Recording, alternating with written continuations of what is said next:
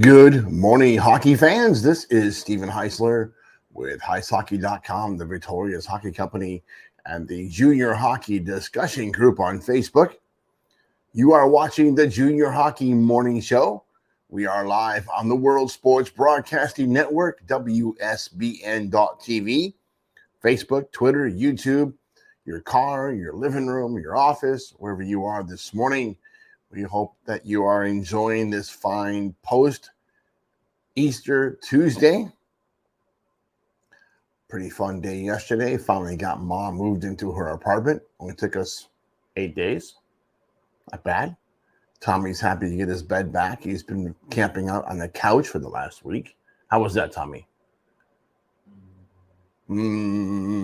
It's early. We are up and about here in Orlando. Sunny day today. We'll be in our 70s.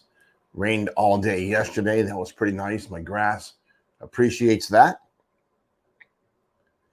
Let's jump right into the East Division of the North American Hockey League, while the Central and Midwest divisions of the NAHL continue to make things interesting and competitive. It is the East Division that provides the most laughter. The funniest incident of this week had to be the Generals getting swept by Danbury in Danbury. What a way to close out your season. That's before Johnstown allowed the door of opportunity to slam on their face when they were smacked down by Philadelphia in 3 straight games. Yes, it's about time to break out those golf clubs. We'll start our NAHL report East Division with the Maryland Black Bears, 39-15, 4-0, 82 points.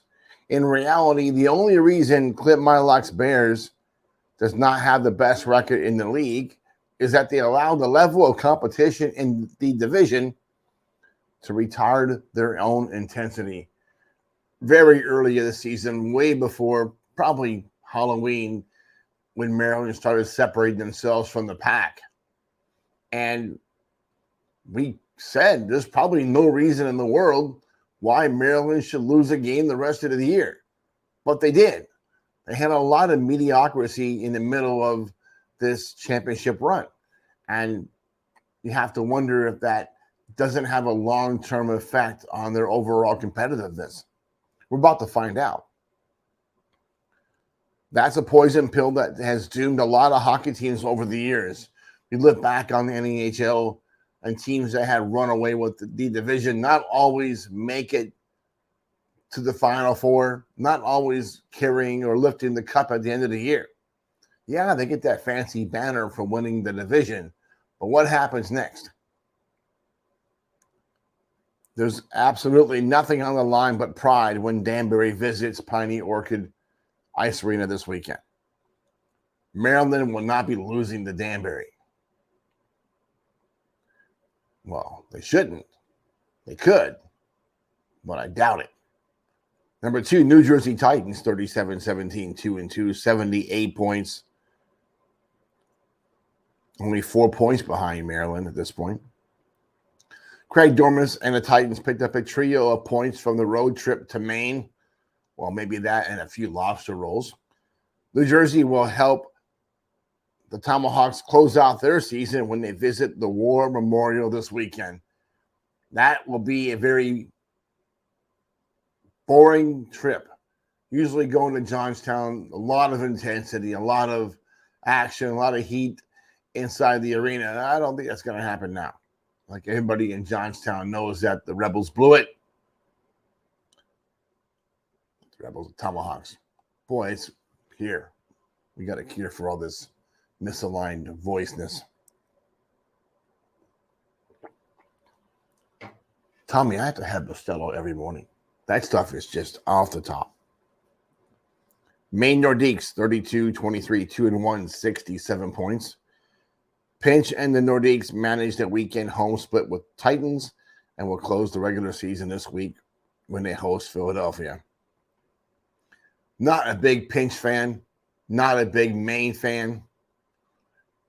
They are the third best team in this division. Probably should have been Johnstown, but Maine did it, right? I have to give them credit for that. How will they do against New Jersey in the playoffs? We're going to find out. I don't think Maine has a chance, but, that's just me. Number 4, Northeast Generals. Gotta love it. Brian Erickson, Matt Dibble and his crew. 30, 25, 4-1, 65 points. Really shouldn't be in this spot. I wonder how much love Brian Erickson's Generals are going to show the Rebels next season. The Rebels' sweep of Johnstown is the only reason the Boston boys are getting to the playoffs after getting swept at Danbury. Yes, the Generals are responsible for 3 of the 5 Danbury wins this season. Way to go, Brian. You are probably the most popular coach in Danbury.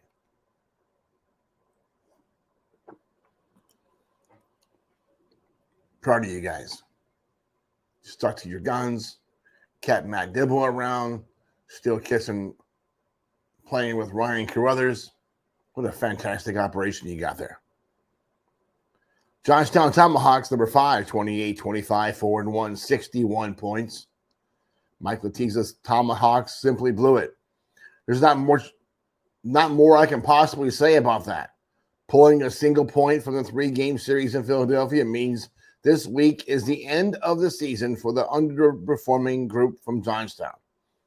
The Titans visit this week, if anyone in the PA really cares. Number 6, Philadelphia Rebels. I'm excited to talk about the Rebels today. 26, 29, 2-1, 55 points. Justin Hale and the Rebels should be getting deluxe accommodations in Boston, courtesy of Erickson, whenever Philadelphia visits the General next season. The sweep of Johnstown was absolutely epic for the Rebels' confidence as they continue to prepare for next season. Funny would be to do the same thing this week when they visit Maine. You know what? Justin Hale pulled that one out of his hat. This season wasn't going anywhere. Well, they've continued this second half to pick up important wins. A couple shutouts of the Titans. Beat Maryland a few times. You have to like what they've done. Really, since Christmas, this team has done a very good job. This team is built for next season. And I'm excited to see what they're going to do next year. I think they can make a run. Number 7, Danbury Hat Tricks. I need a Hat Tricks jersey. Holmes Schwarzer. Impressive. Very impressive. 5-46, 5-2. 17 points on the season. Patrick Steffen and the Hatties should try and schedule as many games as they possibly can with the Generals next season. Generals, Danbury has their number. The home finale sweep of the rivals from Boston was absolutely sensational. Danbury closes this season when they visit Maryland. Danbury.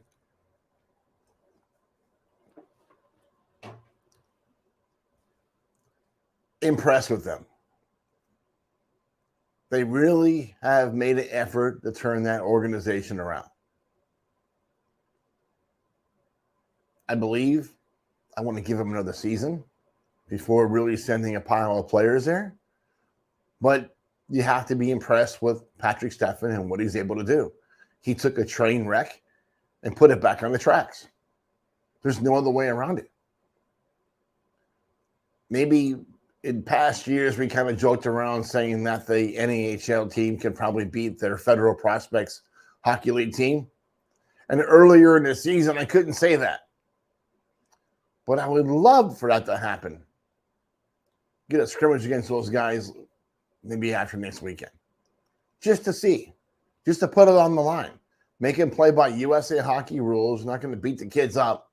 But I think the Hat Tricks kids can outskate their supposedly Federal Hockey League team, the pro team, which kind of moves like tortoises on ice. Very good job, Danbury. Very good job. All right, folks, that's it for this morning. Hope that you enjoy your morning coffee.